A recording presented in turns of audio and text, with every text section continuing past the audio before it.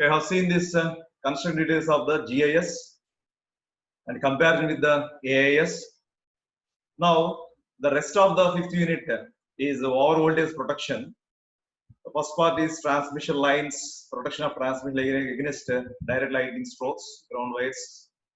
These topics we are going to cover after these non-shielding methods. So today I will try to cover this part: rod gaps, horsing horns, different types of lightning arresters, their construction, surge absorbers, Peterson coil, so that most of the fifth unit will be covered with this. And this topic, if you finish in the next session, so we'll come to the mostly we'll come to the end of the fifth unit. So hardly after this today's class, maximum 1 or 2 sessions enough to finish this fifth unit. I plan like that. So let us go to the over voltage protection. So what is over voltage? Why we need the over voltage protection? For that, the first thing you have to understand is each electrical equipment should have a long service life of more than 25 years. Every electrical equipment. The conductors are supported and insulators, you know this, are embedded in the insulation system. So the internal and external insulation of every electrical equipment is exposed to continuous normal voltages and occasional abnormal power voltages. Every equipment, the insulation is subjected to normal voltages as well as abnormal power voltages also. So this is the important thing we should focus on. So equipment insulation should be designed. How we have to design the equipment insulation? Such that equipment withstands highest power frequency system voltage at normal 50 Hertz. What is the highest voltage it should withstand? Occasional temporary power frequency over voltages. That means 50 Hertz frequency, temporary power frequency over voltages. Occasional lightning and switching or switching surges reaching the equipment. So every insulation must be designed to face these type of over voltages. So we will test the insulation before going to give it to the equipment. So then we'll proceed. So now we are going to discuss about the what are the over voltages, what are the protection strategies. So first, temporary power frequency over voltages. You can observe like this. It is a power frequency over voltage, temporary power frequency over voltage. So power frequency means it is just 50 Hertz frequency. It lasts for few seconds to few minutes. That means that over voltage will come and go. It may stay from few seconds to few minutes. This magnitude is approximately over 1.1 per unit. That means if the rated voltage is 1 per unit, the over voltage is 1.1 times that value. That you can observe. Okay, phase to ground RMS value. 1.1 times it will be taken. For 132 kV, it is 145. 132 to 1.1, like that it will take. That is the design. Protection by inverse over voltage relays and opening of the breakers. This is the protection scheme.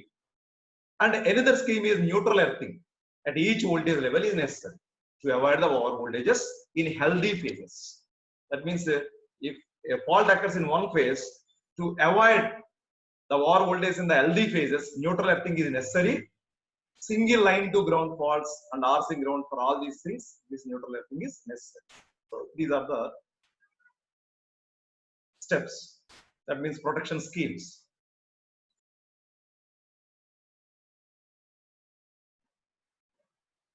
Next, we'll take switching over voltages. The name itself indicates over voltage occurs in the circuit. Switching. So we already have come across current chopping phenomenon, low inductive currents, interruption of the low inductive currents, restriking voltage will be appearing, prospective voltage, and at the same time while breaking the capacitive currents, closing of unloaded EHV lines, etc. In all these things, so we'll observe the over voltages. Switching over voltage means it depends upon the circuit conditions. Switching of various low inductive currents, capacitive currents, etc. It is represented by 250 by 2500 microseconds wave, switching impulse wave. So if you observe here, what is that the meaning of 250 by 2500 microseconds is to reach the peak value of the impulse, it will take 250 microseconds. To reach 50% of this peak value, to fall 50% of this peak value, it will take 2500 microseconds. Normally, every wave is represented in the laboratory for the laboratory testing purpose with a standard impulse wave. That means before going to face the real scenario, laboratory test will be conducted. For that, impulses will be given. So first, to give protection against the switching over voltages, such type of impulse will be given. So each EHV equipment should have withstand capability against standard switching impulse of specified peak. Magnitude of the test voltage are taken from standard tables. That means what is the test voltage, magnitude, etc. There will be a table from that will be taken. Circuit breaker should be suitable for switching duty. Already what is the operating duty you have discussed in the rating of circuit breakers. So that switching over voltages are within specified limits. The maximum, how much? 2 per unit peak. 2 times maximum voltage that happens. So surge arresters, surge suppressors are used for this type of protection. Neutral earthing dissipates over voltages to earth and helps system insulation. That means the surge arresters, surge suppressors, neutral earthing, these are the protection schemes for switching over voltages. So here you see always you are using the impulse. What is the word impulse is used for test waves in the laboratory. Already you have seen different types of testing waves. We have discussed in the control systems. So ramp, step, impulse, parabolic, these are all test signals given in the laboratory. Okay, this impulse is used for the laboratory, the waves produced in the laboratory, and surge is used for the wave in the power system. That means in the real scenario, the over voltage is represented by surge. In the laboratory point of view, it will be taken as impulse. That is the difference between impulse and surge. Both are same. So next, lightning over voltages. So lightning over voltages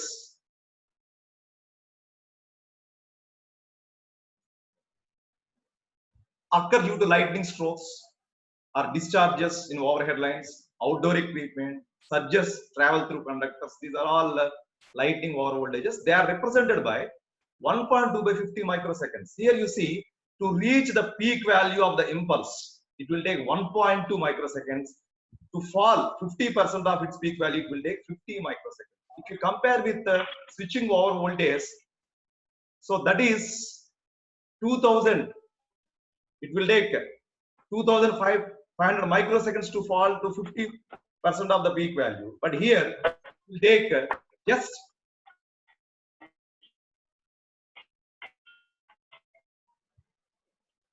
so that means it will take only 50 microseconds to fall to 50% of the impulse. It will take only 1.2 microseconds to reach the peak value. Such a very intensive stroke will be there. So magnitude of the test voltages are taken from the standard tables. Protection by overhead shielding wires, surge arresters. So neutral earthing also will be used to dissipate the surge to earth. Each substation equipment has assigned value of lightning impulse withstand value. Every equipment will have lightning withstand level above the protective level of the surge arrestor. So we will discuss about this, what is withstand level, what is the protective level of the surge arrestor in the different definitions. Surge is used for transient voltage waves occurring in the network. So if you see a normal voltage of 132 kV at 50 Hz, what is the highest system voltage? 145 kV. That means almost 1.1 times of this. So a insulation should be designed such that if the normal voltage is 132 kV, it should bear 145 kV system voltage at 50 Hz frequency. So 1 minute 50 Hz withstand voltage 300 kV. That means 300 kV also it has to bear for 1 minute. If there is a lightning occurs, what is the impulse voltage withstand? 450 kV. If a lightning impulse occurs, switching impulse voltage withstand is little less than this lightning 380 kV. So what is the surge arrestor designed? That means the surge arrestor should break down, and that means it should allow the over voltages into the ground. That means it should break down when the voltage is more than 60 kV. So this is the protective equipment. If you observe a 132 kV system, so it is designed up to insulation is designed up to 450 kV. So that is the meaning of how insulation is designed. Okay. So next, if you take the protection against over voltages, how fast they act? Temporary over voltages, the milliseconds to second they exist.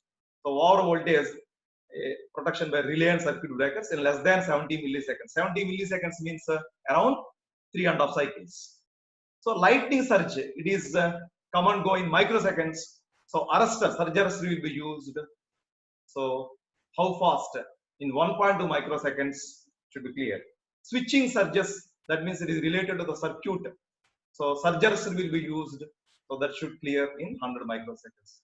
So this is the fastness, how fast they have to clear the over voltages. So we have seen this is the power frequency over voltage, just 20 milliseconds is the time period. So this is the lightning surge, 1.2 by 50 microsecond. This is the switching surge, 250 by 2500 microsecond. This is the representation of the test waves, especially in the laboratory. So what are the causes of over voltages? If you take the external over voltage, as I have already seen, lightning over voltages, switching over voltages, and power frequency over voltages, we can divide into two categories: external over voltage, internal over voltage. Coming to the external over voltage, they originate from the atmospheric disturbances outside the atmosphere, mainly due to lightning, take the form of unidirectional impulse, a spike like this, whose magnetic amplitude has no direct relationship with operating voltage. Whatever the voltage it may be, lightning is same. It may be small voltage or large voltage, irrespective of the system conditions, the attack is same. It is not from the circuit, it is from the outside. Okay. Just like air blast, circuit breaker, what I have discussed, whatever the current it may be, the blasting effect is same. So there are direct lightning strokes, electromagnetically induced over voltage due to lightning discharge taking place near the line. Direct strokes takes place near the line. Voltage due to charging atmospheric conditions along the length of the line. Electrostatically induced over voltage due to presence of the charge clouds nearby. So that means already you have come across what is lightning in previous semester subjects, lightning phenomena, etc. When the cloud comes near to the line, that means because of the charged clouds, we can experience, that means line can experience the lightning. And electrostatically induced over voltage is due to frictional effects of small particles such as dust, dry snow in the atmosphere are due to charge in the altitude of the line. These are the various reasons how the lightning strokes occurs. For these, over voltage system protected by shielding methods. External over voltages are protected by shielding methods, which do not allow the arc path to form between line conductor and the ground. It is a shielding method, giving inherent protection. So what are the shielding methods? Ground wires. So there are two types of methods I said: shielding methods, non-shielding methods. Shielding method comes under the category of the ground wires. Next, internal over voltages. So here you can categorize into two parts: switching over voltages, temporary over voltages. Switching over voltages, transient over voltages of high frequency. Temporary over voltages are steady state over voltages of the power frequency, 50 Hz. It is of different frequency. So they are caused by changes in the state of the network by switching operation or fault condition, as we discussed, because of different types of faults or switching inductive currents, capacitive currents. These can be obtained due to transient nature. These over voltages take the form of damped sinusoid. As we have seen in the previous picture, is a damped sinusoid like this. So frequency 100 Hz to few kilohertz, governed by inductance capacitance of the circuits. An example: switching off or on of equipment such as switching of transformer at no load. I have seen no load currents switching, or high voltage reactors, etc. Or you have seen LG faults, LL faults, double LG faults. While clearing the fault at current zero, we are experiencing restriking voltage, which is 2 times of the system voltage. So these are the various examples for switching over voltages. Coming to temporary over voltages, the steady state power frequency over voltages, these are mainly due to disconnection of the load, particularly in long transmission line. We have seen Ferranti effect. In the Ferranti effect, no load, under no load condition, long transmission line, if it is switching occurs, that means then what happens? The voltage at the receiving end is 2 times of the supply. That is the Ferranti effect, means receiving end voltage is more than the supply voltage. Such phenomena you can observe. So examination of the power voltage is mainly study of their magnitude, shapes, duration, frequency of occurrence. These are all various examination factors. Study should be done at all points along the transmission network through which surges traveling waves have seen. So for these two categories, we are using non-shielding methods. Non-shielding method means which allow arc path between ground structure and line conductor. Shielding method means shielding. The name itself says shield. That means there is no arc path between conductor and ground. It is completely shield. But here, arc path is between conductor and ground. But means are provided to punch the arc. So use of spark gaps, lightning arrestor, they comes into this category. So what is the basic protection against over voltage? If you see the summary, protection against transient over voltage surges by surge arresters, coordinated spark gaps, surge suppressors, overhead ground wires, neutral earthing, shunt capacitors. These are all various mechanisms which are located strategically to intercept the lightning surges or reduce the peak or rate of rise of surges. So protection against temporary power frequency over voltages is by IDMT relay. Inverse definite mean one time relays will be used for power frequency over voltages. So over voltage as a secondary of VT relay will be connected. Over voltage relay sends command signal to bus bar and line circuit breaker will open. This is the mechanism existing. Transformer and other equipment are protected. So as I said, for 132 kV system, 145 kV is the highest system voltage RMS. 150 kV is the power frequency over voltage, that is temporary over voltage. This is the highest system voltage. This is the temporary over voltage that you can expect. So let us see the various terms before going to discuss about this protection schemes. Should have some idea what is the insulation level of the apparatus. Combination of withstand values of both power frequency, impulse voltage, which characterize the insulation of that apparatus with regard to capability of withstanding directed stresses. So that means the insulation should capable of withstand power frequency or voltage as well as impulse voltage. What is the highest voltage of the equipment? Highest phase-to-phase voltage, that is line voltage, for which equipment is designed. It corresponds to highest power frequency phase-to-phase system voltage. Let us take UM RMS. If you take line-to-line voltage, what is the power voltage? Any time-dependent voltage exceeding √2 by √3 times of UM. 1 by √3 time of UM is phase voltage. Into √2 means peak value. So this is the way our voltage can be defined. That means if any voltage more than the peak value of the phase voltage, it is called power voltage.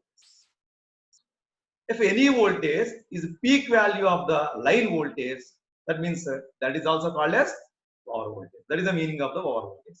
What is the phase-to-phase per unit power voltage? The ratio of phase-to-phase actual voltage divided by peak of the highest phase-to-phase voltage. This is the way it will be defined. What is the protection level of the protective device? That means what is the device to protect highest peak value of voltage that should not exceed the terminals of the protective device. When standard impulse voltage wave is applied. When some impulse voltage is applied, so it should bear that. That is the protective level of the protective device. Protective device means surge arrestor, etc. It should bear for. That means should not break down. What is the withstand level of the apparatus standard test wave? That is power frequency or impulse, which the equipment or apparatus is assigned to withstand under specified test condition. It should withstand that voltage. What is the protective margin? Just now I said in the previous slides, protective level of the arrestor minus withstand level of the apparatus. That means it is a protecting equipment. It is the equipment to be protected. That difference in the margin is called protective margin. Okay. So what is the surge arrestor? A device which discharges excess voltage surges to earth. Any excess voltage comes, it should be discharged to the earth. It should not reach the equipment and provides protection to power system apparatus. So there are two different types, gapped and gapless arrestors. We will discuss about this. What is the spark gap or coordinating gap? An adjustable gap with a lower flashover. Lower flashover means it should not conduct than insulator and placed in parallel with the equipment insulator. That means every equipment will have insulation. That insulation should not break down, means we should provide another path so that the over voltage, that means any arc should discharge through this path so that insulation will be safe. So that's why it is adjustable air gap. You can adjust the gap that we are going to discuss in the rod gaps. What is the impulse ratio? Very important factor. For impulse ratio for flashover or failure of insulation equal to peak value of the impulse voltage divided by peak value of the power frequency voltage wave. That means impulse voltage peak divided by power frequency voltage peak. That ratio is called impulse ratio. So generally for insulators this impulse ratio is more. For surges, arrestors, etc., impulse ratio is less. Okay, we'll discuss about that. So various protective devices are there for lightning surges, etc., rod gaps, overhead ground wires, vertical masks, lightning rods, surge absorbers. So when they have to be applied, what are the remarks? We will discuss about these factors once we finish the discussion. Then we can understand very clearly. Here I have given the summary. So once if you finish the discussion of all these equipment, we'll understand these factors. Let me proceed to that discussion. So come to the rod gaps, a spark gap. You can see here it is a rod gap. So here you can observe, you can adjust. That means if you rotate like this at this bottom part, you rotate like this, then what happens? This gap length decreases. If you rotate like this gap length decreases. Like that, the gap length can be increased, decreased, or increased by rotating this part. This is an insulator column. So this is the rod gap. This is the conductor. Okay. So how it works, let us see. It is the simplest protection of the line insulator equipment. Insulators and bushings is given by rod gaps. The rod gaps are also called as coordinating gaps. So the conducting rods are provided between line terminal and earthed terminal of the insulator with adjustable gap, as I said. So rod gaps are approximately 12 mm diameter or square. The diameter is 12 mm. The gap is adjusted to break down about 20% below the flashover voltage of the insulator. That means if 100 voltage is the voltage to flash over the insulator, at 80 volts, this gap should break down. That means if 80 volts comes here, that 80 volts should be discharged to ground like this. That means insulator will be safe. So like that, this gap is adjusted. The distance between the arc path, this is the arc path, and the insulator should be more than 1/3 of the gap length. If the gap length is L, this distance is L1, this L1 should be greater than L/3. Like that, it will be designed. So precise protection is not possible by rod gaps. It is just a simple arrangement. So the breakdown voltage varies with polarity. Breakdown voltage varies with polarity, steepness of the wave, wave shape, and weather. Depends upon these four factors. This breakdown. Breakdown means conducting. Simple, you understand. Breakdown means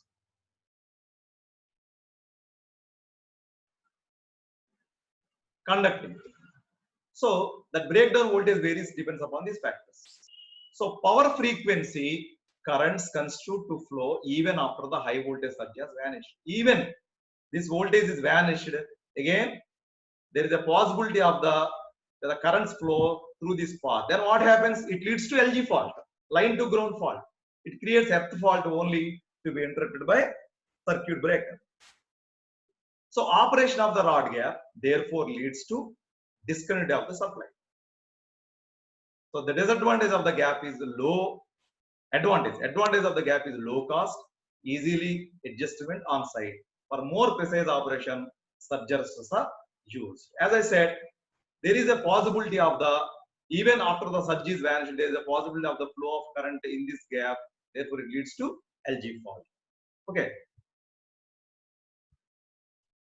Okay. So coming to the arcing horn, if you observe here, the damage to line insulators from heavy arcs formed due to over voltages is a serious maintenance problem. Line insulators damage due to heavy arcs is a serious maintenance problem. So several protective devices have been developed to keep insulator string free from the arc, just like we have seen the rod gaps.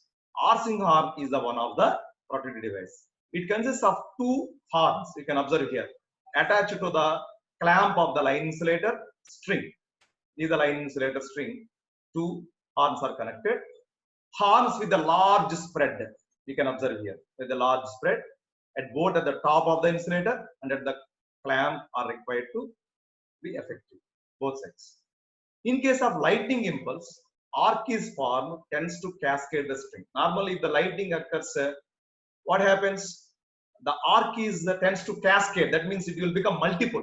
In such case, in order to avoid this cascading, the gap between the horns should be considerably less. This gap will be less than the length of the string. So if you take the insulator string, L is the length, this gap is less than, that means this gap is less than this string. So protection of the line insulator by arcing horns thus results reduced flashover voltage. So in any event the flashover persists,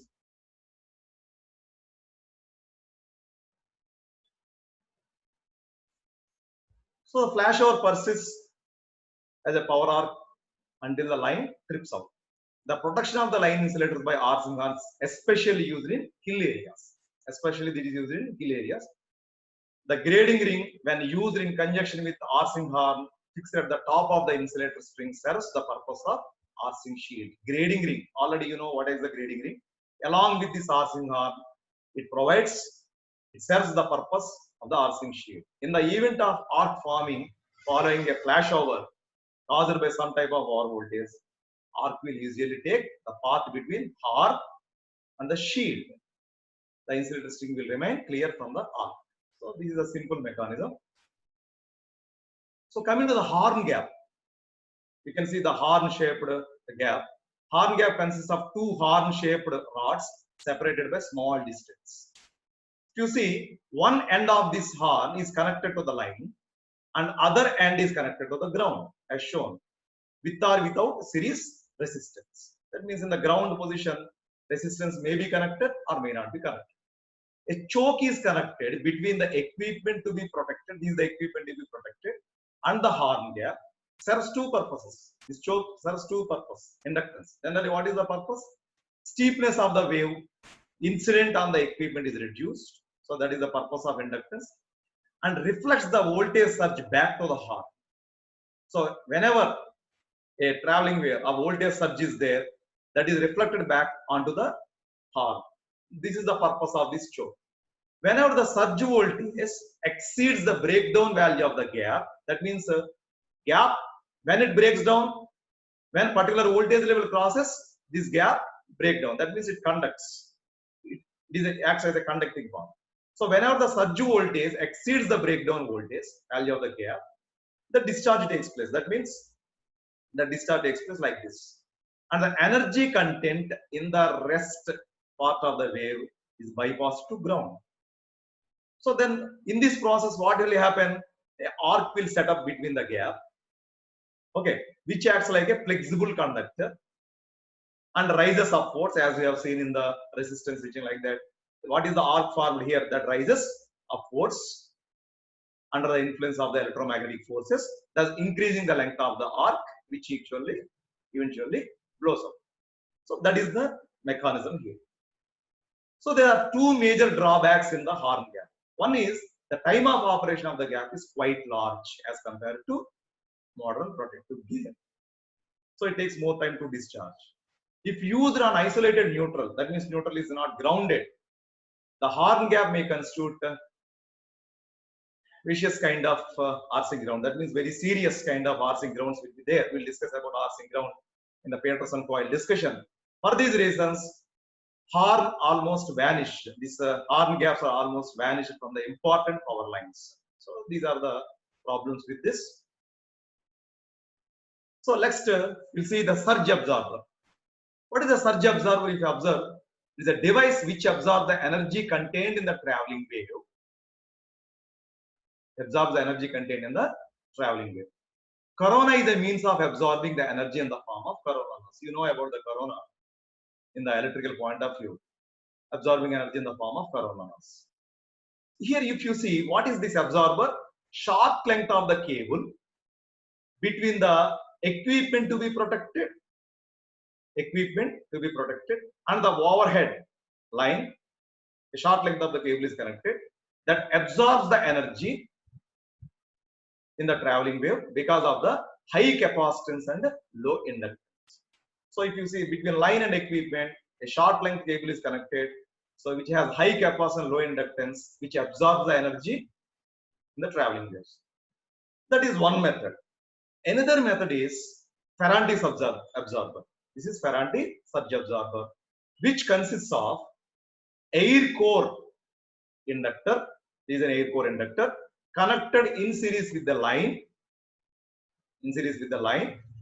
surrounded by earthed metallic sheet.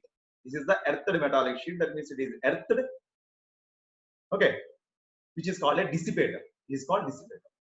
The dissipator is insulated from the inductor by air. So this is the surge absorber.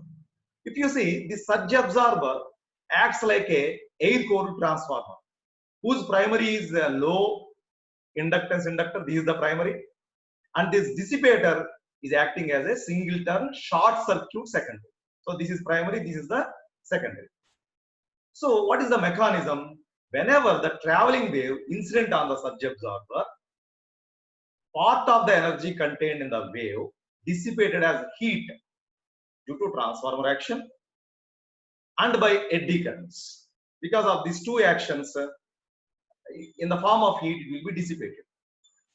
So this series inductance, because of series inductance, steepness of the wave is reduced. So this is the mechanism, the principle behind it.